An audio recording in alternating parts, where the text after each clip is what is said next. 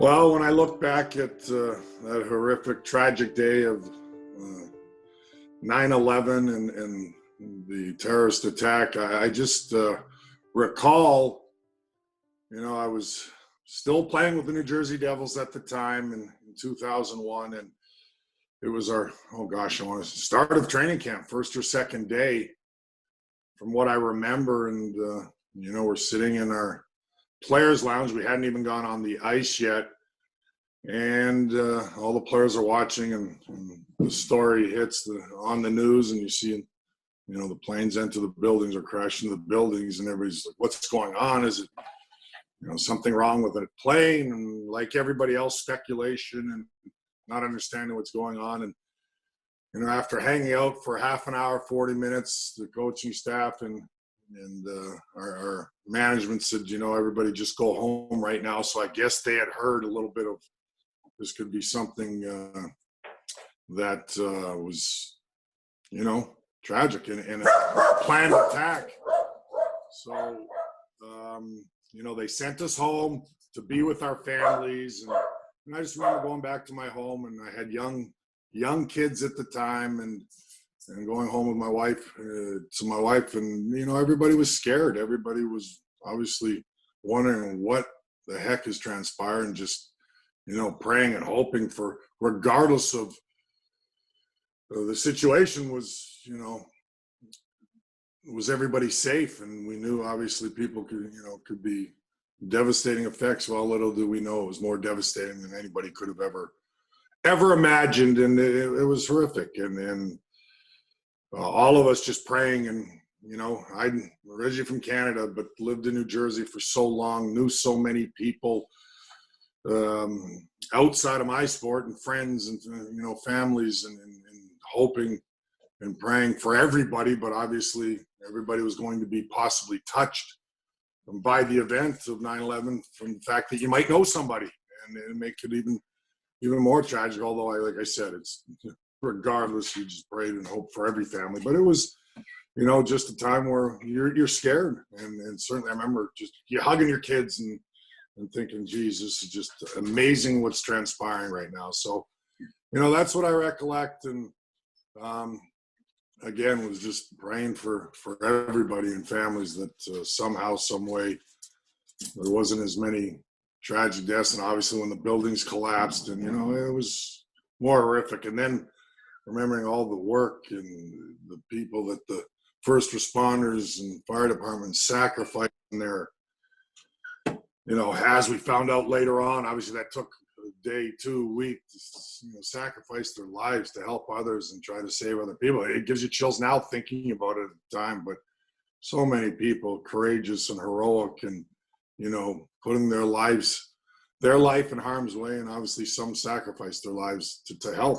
And that's a beautiful thing, but just still scary to think about, really.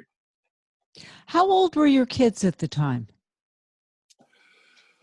Oh, my kids, 2001, 9/11. My daughter was 6 years old, and my son was 2 at the time.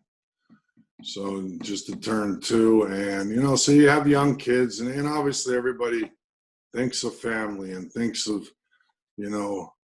there's, you don't know what's going on. Everybody's in shock, obviously, and we were no different than the rest of our tri-state area, and the country for that matter. And you just embrace your kids and your family and go, we just can't believe this is happening in our world, in our country at the time. And then just, they're young kids, and you just want to give them a big hug at the time. And I remember doing that.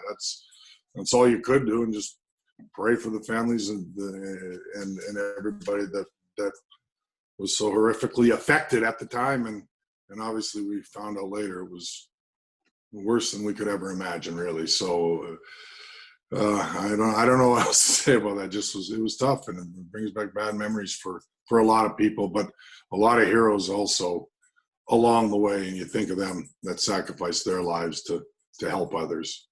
Do you remember when the Devils organization called you back to work? Was it right away, or did you have time off? What happened? I don't remember exactly, Shelli.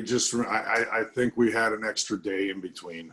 and then came back, and everybody kind of understood a little bit more of what exactly was going on, like everybody else, just following the news and following what was transpiring. And, we were just, and obviously everybody eventually, goes on with their lives and stuff, but you realize how impactful the moment was and how terrible it was. I mean, there's not much else to say about it. Obviously, it was just a real devastating time for a lot of people. And when I don't say this to be, you always feel you want to do something. You like, what can we do to help? Like, you feel helpless all the time. I mean, you can't, whether you had somebody you knew or you to touch somebody and help out in any way you can. And I think a lot of people felt that way, and you do feel helpless. Well, for me, I'd read an article, and I believe it was the Star Ledger at the time, and I don't remember how far after, maybe within a week or a week after, a couple weeks, whatever it may have been, a family that had two young boys that were hockey players, lost their father in the World Trade Center as he worked there for Cantor Fitzgerald. And, I read it, and I was really touched by it. And obviously they were hockey players, and I didn't know if it was too soon or whatever, but I'd called the paper and who wrote the article and said, can you reach out to this family? I'd like to, invite them to a Devils game. Whether they're Devils fans or not, it didn't matter. Just, what can I do to maybe give them some solace or a little peace at the moment, or just to kind of, this horrific. I can't imagine. You can't imagine people being in their shoes as far as, losing your father as little boys. And they accepted the offer, and we got them to, it was the Meadowlands at the time. They came to the game. I got to meet them after, and what do you say after losing your father? But, they were grateful. And at the time, their mother was like, you don't know what this means to the kids. It just kind of takes them away from a moment, because they love hockey. They love sports. And, their name was Martellos at the time, Sheila and Martello, and they'd lost. And I got to meet their Uncle Paul and everything else at the time. And we became great friends. And to this day, afterwards, the kids are all grown up and through college, and one of them played high school hockey, and James and Thomas. But so it was just, the little bit you feel that you can help and reach out. And I was probably even surprised. I'm going, am I too soon to even remotely try to extend an offer to have them come to the game? But it was really nice. And I was just so grateful that I was able to make friends, number one, and maybe for that moment, that split second, because like I said, I couldn't imagine what it was like and how tragic it was to lose your father at a young age. And, I made a great friendship from it. So what is that friendship like today, almost 20 years later? Almost 20 years later. Yeah, almost 20 years later. Well, I'm great friends with the uncle. I'm great, still really good friends with. I haven't seen the kids in quite some time, but when I say quite some time, only a year or two maybe, but we've always been we did things in the summer. We'd go to dinners, we'd have barbecues. They just became real good friends, and I'm still, good friends with their uncles. So it just was everything from that perspective. And like I said, the most tragic thing is losing their father, but it was just, you find out how things transpire and friends can be made. And to this day, they're still good friends, and we still keep in touch and still do things every once in a while. And in fact, their Uncle Paul, who's the brother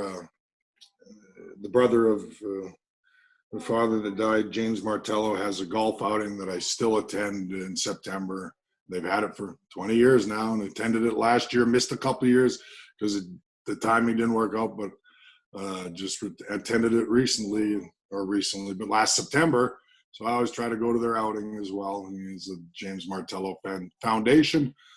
So I love that. It's always, just to keep his his memory alive, and for a great cause as well. So I guess I am still pretty close to them, and we still do, events when I can. But I love going to the charitable golf outing. Thank you, Kenny Daneyko.